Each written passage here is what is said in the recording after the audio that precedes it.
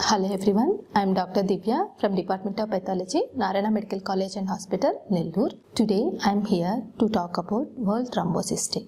International Society of Thrombosis and Hemostasis have founded this World Thrombosis Day, which is observed on 13th October every year to raise awareness about the potentially life-threatening condition of thrombosis and its complications. Thrombosis is nothing but formation of blood clots within the blood circulation. This day highlights the importance of understanding the causes, risk factors, prevention and treatment of thrombosis.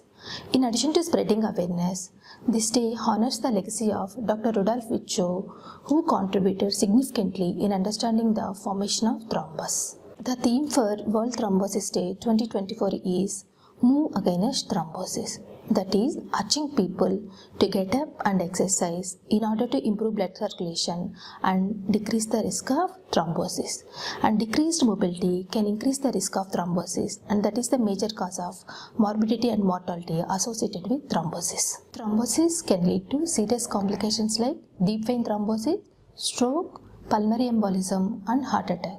And the common risk factors for thrombosis are pregnancy, usage of some medications and underlying genetic conditions may lead to thrombosis, and post-surgical state and patients who are diagnosed with cancers and patients who are taking chemotherapies are all at risk for thrombosis. The primary objectives of World Thrombosis Day are raising awareness among general public about the risks and symptoms of the thrombosis, encouraging prevention of thrombosis by promoting simple preventive measures like staying active, maintaining hydration and management of risk factors. Most important is early detection and treatment of the thrombosis.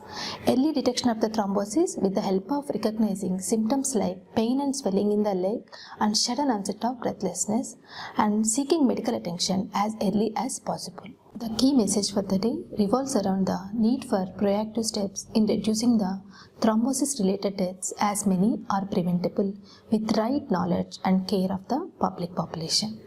Thank you.